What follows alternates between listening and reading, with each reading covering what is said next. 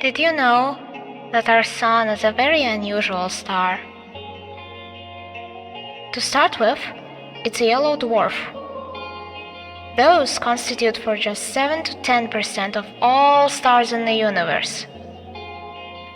It's an outlier even among those. Most yellow dwarfs are primarily covered with dark spots.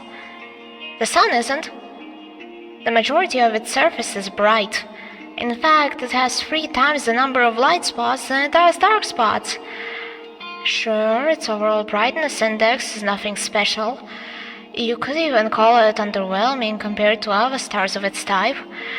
But even so, it works harder than most to shine as bright as it can. And I find that really cute.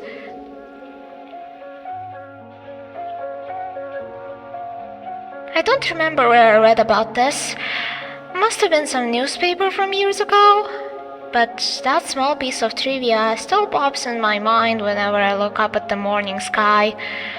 It's not much of a view, to be honest. Not much of a sky, not much of a sun. I guess that's the kind of region it is. Some people say the sun's just lazing around in our parts of that with constant snow. But people that go around saying that, well, they clearly haven't read that newspaper. The more I thought about things like that, and the more I learned, the more I realized how incredible everything is. I'm not just saying that to mean amazing, I mean improbable. You can't deny the world is full of great coincidences. It's to a point where I've begun to ask myself how much of it we can attribute to pure chance. The universe was so kind as to give us both a star and a planet with the perfect conditions for sentient life. Just the slightest fluctuation of a composition in our atmosphere, the size of a globe, or the distance between Earth and the Sun, and none of the beauty around us would exist. Some would call it a miracle. And, of course, that's a lovely way to put it. But isn't that giving the world we're living in a little too little credit?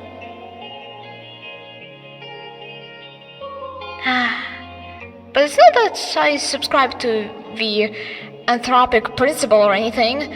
I am not so arrogant as to believe the universe exists just for our sake. Or rather, I'm not so sure it exists solely to be observed. When a baby is born, it's not preoccupied with how it is perceived. That conscious need emerges later, as the child develops self-awareness.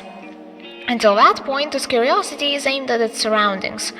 So if anything, it's the opposite of what the anthropic principle entails. We're social creatures, so the need to be observed makes sense for our survival. But to say the universe itself shares that priority, it just doesn't make sense to me.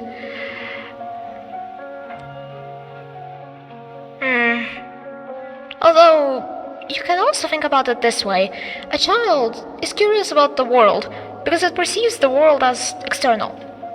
But what if the child is the world? What if all that it could ever observe existed within itself? What can the all-encompassing universe be curious about?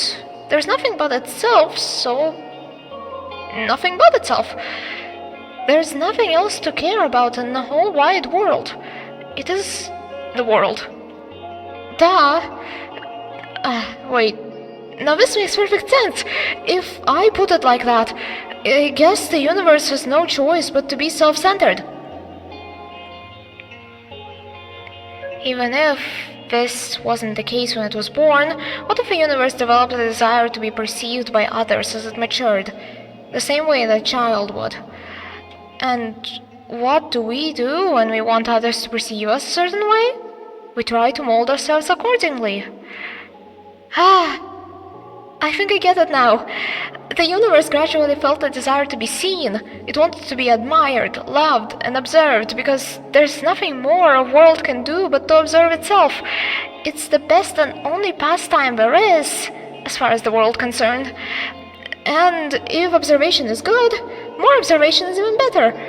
Of course, an endless universe can observe itself endlessly. You can say that its observation value equals infinity. That value may seem absolute, but it isn't really. Not in mathematics. Infinity plus 1 exists. It's a value that the universe could never reach as a singular, albeit infinite observer. So it had to create new finite observers. To add to its infinity, it needed to create sentient life. Sentient life is the plus 1. When I put it like that, it sounds like all of us are extras at a party. Now isn't that fun? This vast, mighty universe changed itself so meticulously to make new observers possible. It's fine-tuned all of its systems so precisely just to have us here. It worked so hard just to share its one joy with us. Us, worthless insects. Oh no, this can't be. It's cute. That's really cute. I should have expected this. I should have known that the infinite universe would be infinitely cute. This world truly is wonderful, wonderful, wonderful. Ira Gorchevskaya is missing. Huh?